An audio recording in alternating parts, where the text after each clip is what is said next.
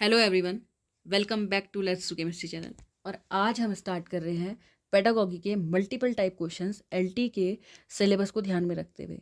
तो ये अलग अलग टॉपिक से हमने क्वेश्चन उठाए हैं। ज़रूर बताइएगा ये सेशन आपको कैसा लगा। और लास्ट में हम जो एमसीक्यू देते हैं जिसका आप लोग को कमेंट में रिप्लाई करना चाहिए, आप लोग वो कर नहीं रहे हैं। अगर वो आप करेंगे तो हमें लगेगा कि आप लोग देख रहे हैं, तब हम मेहनत और करेंगे, है ना। तो प्लीज़ अगर आप लोग देख रहे हैं तो लास्ट में कमेंट ज़रूर करिए उसका आंसर, जो क्वेश्चन हम लास्ट में आपसे पूछते हैं।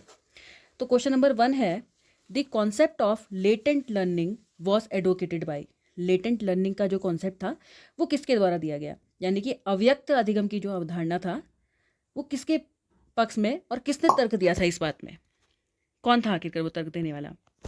क्या वो प्याजे थे? तो देखिए, प्याजे ने ऐसी कोई बात नहीं की है। प्याजे के द्वारा की गई बात है संज्ञानात्मक विकास पे, इंग्लिश में कहें तो कॉग्निटिव डेवलपमेंट में बात की गई है प्याजे के द्वारा।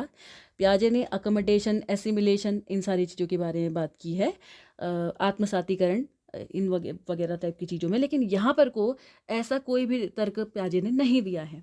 तो टॉलमैन इसका एक बिल्कुल सही आंसर है। अब बात की जाए तो हल की, तो हल ने अपनी क्या दी है, रीइंफोर्समेंट की थ्योरी दी है, पुनर्बलन का सिद्धांत दिया गया है हल के द्वारा। और चौथा है ब्लूम। ब्लूम ने दी है ब्लूम की टेक्सोनॉमी। ब्लूम 3 तरीके की चीज़ों के बारे में बात करते हैं, कॉग्निटिव, अफेक्टिव और साइकोमोटर, यानी कि संज्ञानात्मक, भावात्मक और तीसरा किसके बारे में बात करते हैं, ये जो है गत्यात्मक पक्ष के बारे में बात करते हैं ब्लूम। तो इसका सही आंसर हो जाएगा टॉलमैन। ये सारे मैं आपको इसलिए बताते जा रही हूँ क्योंकि ये लर्निंग थ्योरीज के अंदर, लर्निंग के अंदर का जो एक आपका टॉपिक है उसके अंदर के सब टॉपिक्स हैं सारे। तो जिसमें संज्ञानात्मक विकास के बारे में आएगा तो प्याजे आंसर होगा। रीइंफोर्समेंट थ्योरी यानी कि पुनर्बलन का सिद्धांत आएगा तो हल आंसर होगा। और अगर बात की जाएगी कि 3 पक्ष, भावात्मक, गत्यात्मक और संज्ञानात्मक, यानी कि कॉग्निटिव, अफेक्टिव और साइकोमोटर के बारे में किसने बात करी है, तो ये है ब्लूम, BS ब्लूम इनका पूरा नाम है। Next question, stratification in society is based on. Stratification वाला जो क्वेश्चन है ये समाज से आया है, सोसाइटी से आया है, सोशल मैच्योरिटी करके एक हमारा जो टॉपिक है। तो देखिए, स्टार्टिफिकेशन का मतलब होता है समाज में स्तरीकरण कर देना। स्तरीकरण कर देना मतलब जैसे 2 वर्गों में या 3 वर्गों में बंट जाना, एक अमीर वर्ग, एक गरीब वर्ग और एक मध्यम वर्ग, इस तरीके से इसे स्तरीकरण कहते हैं। ठीक है, ये 3 तरीके से फैमिलीज क्या हो जा रही हैं, पार्ट आउट हो जा रही हैं कुछ। तो अब देखिए यहाँ पे पहला क्वेश्चन है, पहला ऑप्शन है पावर, प्रॉपर्टी एंड प्रेस्टीज, शक्ति, संपत्ति और प्रतिष्ठा पर। कल्चर, कास्ट एंड क्लास, संस्कृति, जाति और वर्ग पे। तीसरा है एजुकेशन, अर्निंग एंड एम्पावरमेंट, शिक्षा, आय और सशक्तिकरण पे। या चौथा है motivation, mobility and material position, प्रेरणा, गतिशीलता और भौतिक संपत्ति पर। तो याद रखेंगे, स्तरीकरण समाज में किस लिए होता है?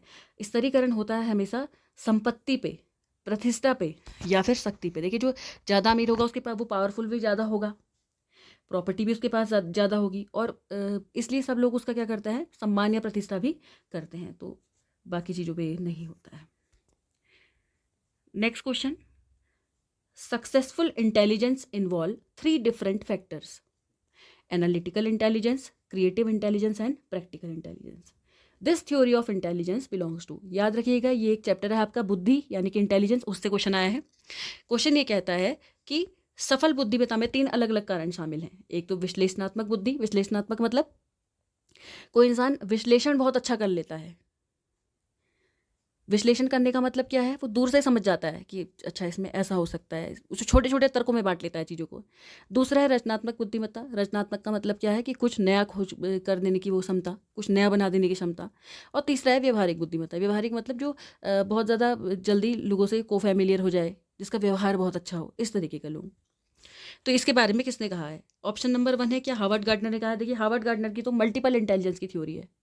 हार्वर्ड गार्डनर के द्वारा बहुबुद्धि सिद्धांत दिया गया है जिसमें इन्होंने 8 सिद्धांतों के बारे में बात की है।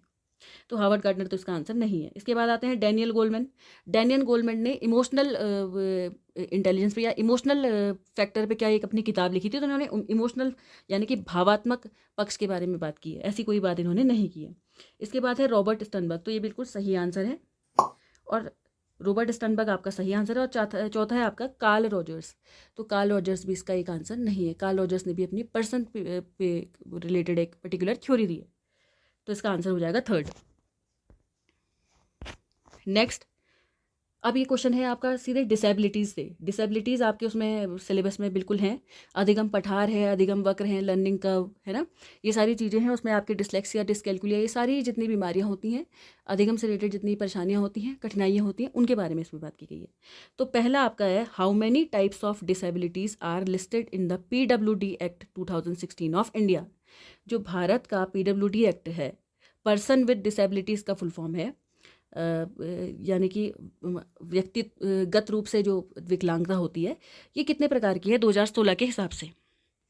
तो याद रखिएगा, एक ऑप्शन है इसमें 5, दूसरा है 15, 21 और 27। देखिए, तो इसमें से कोई भी नहीं है। जब 2016 में ये बना था ना, तो इसमें 7 था। अभी देखिए, ये तो जिस एक पर्टिकुलर एग्जाम में क्वेश्चन आया हुआ था, उसने पैसेज दिया था, पैसेज से आंसर ये बनाए थे, जबकि ये आंसर गलत थे इसके। तो याद रखिएगा, इसका आंसर था 7। जब 2016 में ये बनी थी तो उसमें 7 इंक्लूड की गई थी। फिर बढ़ते बढ़ते बढ़ते बढ़ते चेंज आते गए, बाद में 21 हो गई थी, जिसमें नई थी एकदम, ड्वार्फिज्म, बौनापन जो होता है वो ऐड किया गया। इस तरीके की कुछ और एड्स विक्टिम जो होते हैं वो ऐड की गई। तो ये हमारे भारत में डिसेबिलिटीज़ एक्ट जो थे वो 2016 के अनुसार 7 इसमें क्या थी, डिसेबिलिटी थी।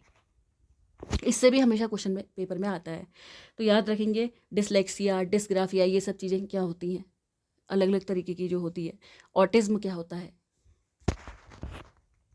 Next question, given below are 2 statements, यानी कि नीचे क्या दी गई हैं, 2 स्टेटमेंट्स दी गई हैं, जिसमें से पहला कह रहा है, in norm reference testing of student, test data helps us determine a student's place और रैंक। जो नॉर्म रेफरेंस टेस्ट होता है, उससे ये पता चलता है कि एक बच्चे की रैंक कितनी आई है, उसका स्थान क्या है। तो पहला नॉर्म रेफरेंस टेस्ट आपको क्या बताता है कि बच्चे का कुल मिला के स्थान क्या है। दूसरा, क्राइटेरियन रेफरेंस टेस्ट, जिसको हम CRT कहते हैं। The test data tells us about students level of proficiency, कि स्टूडेंट का जो लेवल है प्रोफिशिएंसी का वो क्या है। देखिए, नॉर्म रेफरेंस टेस्ट का मतलब ये होता है कि बच्चा कितना अच्छा कर पा रहा है, उस बच्चे का ही खाली असेसमेंट वहाँ पर को हो रहा होता है, कोई कंपैरिजन या ऐसा कुछ ऐसा जिसमें नहीं हो रहा होता है। लेकिन क्राइटेरियन रेफरेंस टेस्ट में क्राइटेरिया हो जाता है कि अच्छा इतना तो होना, जैसे आपका ये जो CTET है कि आपको 90 तो स्कोर करना ही करना है, so that you can qualify, इस तरीके से। तो देखिए, कह रहा है both statement first and second are true. तो याद रखिएगा, नॉर्म रेफरेंस टेस्ट में आप किसी भी प्रकार का कोई भी कंपैरिजन नहीं करते हैं, जबकि क्राइटेरियन रेफरेंस टेस्ट में आप कंपैरिजन करते हैं। तो इसका आंसर क्या हो जाएगा, इसका आंसर हो जाएगा both statement first and second are true. दोनों ही स्टेटमेंट्स क्या हैं, बिल्कुल सही हैं। Next question, a teacher reflects on the attitude of his or her student towards the subject taught by him or her in the class.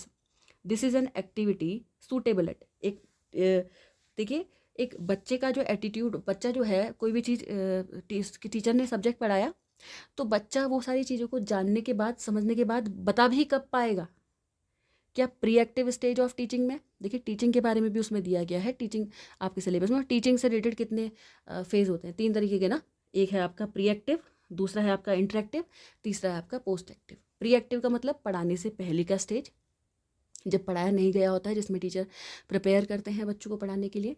दूसरा है interactive, interactive मतलब क्लास में जब आप और बच्चे आमने सामने हैं, तब आप पढ़ा रहे हैं तब का स्टेज। और तीसरा है पोस्ट एक्टिव, पोस्ट एक्टिव का मतलब है आप पढ़ा चुके हैं उसके बाद का जो स्टेज है। तो देखिए, आप बच्चा पूरा समझ के सारी चीज़ें कब बता पाएगा, जब उसने खुद ब खुद आपसे वो सारी चीज़ें पढ़ ली होंगी, उसने उसका कुछ ना कुछ एनालिसिस किया हो तब। तो post active stage of learning ये हो जाएगा। Next question, you have a mixed class of boys and girls, which method would you adopt to improve cooperation between them. आपके पास क्या है, मिक्स क्लास है, आपके क्लास में लड़के भी हैं और लड़कियां भी हैं। मिक्स क्लास आपकी है, तो बताइए आप, लड़का और लड़की जो हैं आपस में क्लास में, उनके बीच में कोऑपरेशन, यानी कि वो आपस में एक दूसरे को सहयोग करें, इसके लिए क्या बेहतर हो सकता है। पहला, asking parents to discuss equality, उनके माता पिता से इक्वलिटी के लिए बात करना, कि मतलब लड़का लड़की दोनों बराबर हैं, इस तरीके से। नेक्स्ट है, making boys and girls share a bench, लड़का और लड़की एक बेंच जो है वो आपस में शेयर करें, दोनों एक ही बेंच में बैठें। तीसरा है, setting task which have to be done together, ऐसे टास्क बनाए जाएं जिसमें लड़का और लड़की दोनों भागीदारी ले सके। चौथा है, talking about equality in the lessons. तो देखिए, ये सभी क्या हैं, बेकार है। खाली आप लेसन्स में क्वालिटी के बारे में बोलेंगे, उससे कुछ इतना असर नहीं पड़ने वाला जब तक वो दोनों जने आपस में काम नहीं करेंगे, कोऑर्डिनेशन नहीं करेंगे। इसीलिए प्रैक्टिकल्स वगैरह जो होते हैं, प्रैक्टिकल पार्टनर नहीं देखा जाता कि आप लड़का ले रहे हैं लड़की ले रहे हैं बहुत सारी जगहों पे, ताकि बच्चों में क्या आए, ऐसी कोई भावना ही ना आए। और कोएड स्कूल में भी बच्चों में ताकि कोई भावना ना आए, इसलिए आपस में उनको एक दूसरे के साथ बैठने दिया जाता है। तो आंसर क्या हो जाएगा आपका? थर्ड।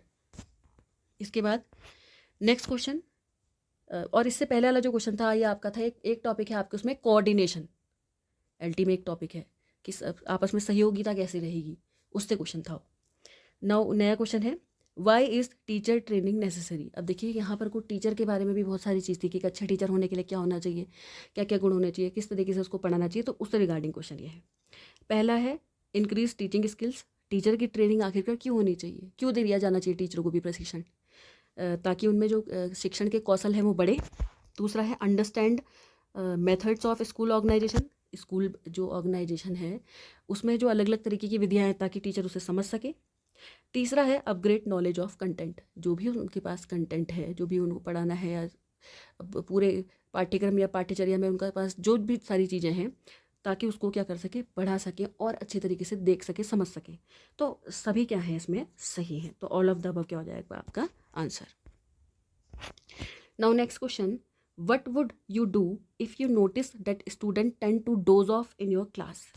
आप क्या करेंगे जब आप देख रहे हैं कि बच्चे क्या कर रहे हैं आपकी क्लास में, डोज ऑफ। डोज ऑफ का मतलब होता है सोना, उभना, इंटरेस्ट नहीं लेना, सो रहे हैं बच्चे, उब रहे हैं, उनको मज़ा नहीं आ रहा है क्लास में, तो आप क्या करेंगे? Give a command seeking attention, आप एक आवाज़ देंगे, कमांड देंगे ताकि बच्चे आपको आपकी तरफ देखें, अटेंशन दें। नेक्स्ट है provide them a chance to be physically active, उनको एक चांस देंगे कि वो फिजिकली क्या हो सके, एक्टिव हो सके, हाँ बिल्कुल ऐसे खड़े हो सके या फिर कोई रिएक्शन दे सके। थर्ड है रेप्रीमेंट देम, रेप्रीमेंट का मतलब होता है डांटना या फटकारना, बच्चों को क्या करना, डांटना या फटकारना। तो देखिए डांटे या फटकारेंगे तो हम नहीं, उनको एक चांस देंगे फिजिकली एक्टिव होने का। ज़रूरी नहीं है कि आपने चांस दिया बच्चा एक्टिव ही हो जाए, तो क्या करेंगे, कमांड देंगे, जिससे क्या होगा, सभी बच्चे क्या हो जाएंगे, जो ऐसे उभ रहे थे वो क्या हो जाएंगे, अटेंशन देंगे। Next question, what is the biggest advantage of interaction between the teacher and the student. देखिए ये टीचर को अपने क्लास में, टीचर और स्टूडेंट के बीच में कैसा इंटरेक्शन होना चाहिए, टीचर का स्टूडेंट के साथ कैसा एप्टीट्यूड होना चाहिए, उससे क्वेश्चन है पहले टॉपिक से। तो सबसे बड़ा फ़ायदा क्या हो सकता है कि बच्चे और टीचर जो है आपस में अंतर्क्रिया करें। पहला है it encourages the student to ask question, ये बच्चों को प्रोत्साहित करता है ताकि वो प्रश्न पूछें। दूसरा है इट फैसिलिटेट्स इफेक्टिव लर्निंग, ये प्रभावी अधिगम के लिए सहायता करते हैं, मतलब बच्चा अच्छे से सीखेगा, सुविधा प्रदान करेगा उसके सीखने को। तीसरा है it results in better group relations, ये अच्छे क्या करता है, ग्रुप के रिलेशंस बनाता है। देखिए ग्रुप रिलेशन वगैरह तो हमको कुछ बनाने ही नहीं है पढ़ाई में, और ये स्टूडेंट को खाली क्वेश्चन आस्क करने के लिए बढ़ावा देता है, ये भी कोई सही आंसर नहीं है। लेकिन ये टीचिंग को, लर्निंग को, अधिगम जो है आपका प्रभावशाली बने, उसमें सहायक होता है। Next question, as per 2011 census of India what is the total number of disabled persons in India. देखिए ये डिसेबिलिटी हमारे सिलेबस में है अभी तक, तो मतलब देखिए कुछ ना कुछ क्वेश्चन ऐसे आते हैं जो डेटाबेस से आते हैं, हो सकता है कोई इस तरीके का क्वेश्चन भी टकरा जाए, इसलिए मैंने ये क्वेश्चन डाल दिया कि 2011 की जनगणना के अनुसार भारत में विकलांगों की कुल संख्या कितनी है। तो देखिए 2011 की जनगणना के अनुसार 2.68 करोड़ जो थी भारत में क्या थी, जनसंख्या थी विकलांगों की। Next question, which of the following level of teaching lays stress on critical shifting of ideas at the highest cognitive level. एक बार इस क्वेश्चन को समझ लेते हैं।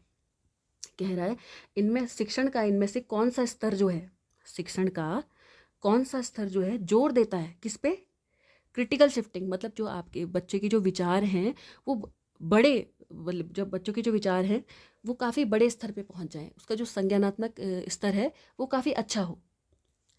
तो एक तो होता है देखिए जो टीचिंग के और लर्निंग के, जो टीचिंग के जो या लर्निंग के दोनों के जो स्टेप्स होते हैं वो 3-4 होते हैं आपके कुछ। एक तो होता है आपका बचपन में मेमोरी लेवल ऑफ लर्निंग होती है। मेमोरी लेवल ऑफ लर्निंग का मतलब क्या है कि बच्चा क्या करता है, रट के सीखता है, खाली रोट मेमोराइजेशन होता है, रटंत विद्या होती है बचपन में, तो ये तो नहीं होगा इसमें, तो बच्चे का दिमागी स्तर इतना अच्छा नहीं हो पाएगा कि वो सोच सके और चीज़ें। दूसरा है अंडरस्टैंडिंग लेवल, अंडरस्टैंडिंग का मतलब होता है बच्चे में सोच समझ विकसित होने लगी है। अच्छा बचपन से समझे तो ये क्या है, छोटा, जब बच्चा बहुत छोटा है, नर्सरी LKG UKG ऐसे में है, जब अब अंडरस्टैंडिंग लेवल क्या है, जब बच्चा आपका चौथी पाँचवीं में पहुंच गया है, धीरे धीरे बच्चा समझने लगा है, उसको चीज़ें समझ में आने लगी हैं। और रिफ्रैक्टिव लेवल क्या है, जब बच्चा 9th 10th में पहुंच गया है या इससे ऊपर पहुंचने लगा है, तब बच्चे की दिमाग इतना विकसित हो जाएगा कि वो आंसर क्या देगा ज़्यादा अच्छे से बिल्डअप कर पाएगा। 8 9 10 से ही क्या होता है, डेवलपमेंट ज़्यादा अच्छा हो जाएगा, क्योंकि एडोलेसेंस की स्टेज चलने लगती है, किशोरावस्था वहाँ पे होती है, बच्चे का दिमाग और ज़्यादा तेज़ी से क्या करने लगता है, काम करने लगता है। तो आंसर क्या हो जाएगा इसका, 3rd, reflective level. Next question, ये क्वेश्चन मैं आपको होमवर्क में दे रही हूँ, लेकिन मैं क्वेश्चन समझा देती हूँ। Podcast and vodcast are useful for students with. Podcast और वोडकास्ट जो होते हैं वो कैसे विद्यार्थियों के लिए क्या हैं, सहायक हैं। पहला है डिसलेक्सिया। डिसलेक्सिया का मतलब क्या होता है, पठन वैकल्प, मतलब पढ़ने में जिन कुछ बच्चे ऐसे होते हैं जिनको पढ़ने में बहुत ज़्यादा परेशानी होती है, पढ़ने तथा लिखने में आएगा तो तभी भी क्या लगाएंगे, हम डिसलेक्सिया लगाएंगे। ठीक है, बहुत सारे जने क्या करते हैं, बी को डी पढ़ते हैं, डब्लू को एम, इस तरीके की परेशानी जो होती है डिसलेक्सिया में। अगला है visual impairments with severe mental impairment. Visual का मतलब है आप देखने में परेशानी होगी ऐसे बच्चों को, और दिमागी भी काफ़ी परेशानी है ऐसा। थर्ड है सेवरल मेंटल इम्पेयरमेंट, बहुत ज़्यादा दिमागी परेशानी हो। चौथा है साउंड हेल्थ, यानी कि स्वास्थ्य संबंधी क्या हो, परेशानी हो। साउंड हेल्थ मतलब एक उसका कान वगैरह स्वस्थ ना हो, उसको आवाज़ स्वस्थ ना, मतलब अच्छी ना आती हो, सही तरीके से सुनाई ना देता हो, इस तरीके से। पॉडकास्ट और वोडकास्ट का मतलब पहले हम समझ लेते हैं। पॉडकास्ट का मतलब होता है ऑडियो, ऑडियो मतलब सुनने से। पॉडकास्ट का मतलब जिसको सुनने में सुनने से रिलेटेड है। मतलब अगर कोई बच्चा उतना अच्छा नहीं सुन पाता है तो उसके लिए क्या हम यूज़ करेंगे, और कोई बच्चा नहीं देख पाता है तो उसके लिए क्या यूज़ करेंगे। देखिए, जो देख नहीं पाता है उसके लिए पॉडकास्ट यूज़ करना ज़रूरी है, ताकि वो क्या कर सके, अच्छे से सुन तो सके। और वोडकास्ट का मतलब क्या होता है, जो देख सकता है, जिसमें कि वोडकास्ट का मतलब ये होता है जिसमें दिखाई भी देता है और सुनाई भी देता है। ठीक है, तो पॉडकास्ट और वोडकास्ट कैसे स्टूडेंट्स के लिए ज़रूरी है। अब हिंदी में भी इस क्वेश्चन को देख लेते हैं। पॉडकास्ट और वोडकास्ट किन विद्यार्थियों के लिए उपयोगी है। पहला है पठन वैकल्प से ग्रथित, यानी कि ये डिसलेक्सिया जिनको है, जिनको पढ़ने में अशुद्धियाँ होती हैं, पढ़ा नहीं जाता सही से। दूसरा है दृष्टिबाधित और गंभीर मानसिक रूप से, जिनको दिखाई नहीं देता या गंभीर मानसिक परेशानी है। तीसरा है गंभीर मानसिक रुग्णता, यानी कि मतलब मेंटली ही प्रॉब्लम हो। और चौथा है स्वास्थ्य। ठीक है, तो आप इनमें इसका आंसर ज़रूर दीजिएगा। और कैसी लगी ये क्लास मुझे ज़रूर बताइएगा। और अगर आपको क्लास अच्छी लगी हो तो please do like share comment and subscribe our channel. और अगर आप लोग कहेंगे तो मैं जल्दी ही हम फिजिक्स और मैथ्स की भी क्या करेंगे, सीरीज़ चलाएंगे। लेकिन ज़्यादा से ज़्यादा कमेंट कीजिए, जितने ज़्यादा कमेंट आएंगे, आप जिस सब्जेक्ट के लिए कमेंट आएंगे उस सब्जेक्ट को हम स्टार्ट कर देंगे। So thank you very much.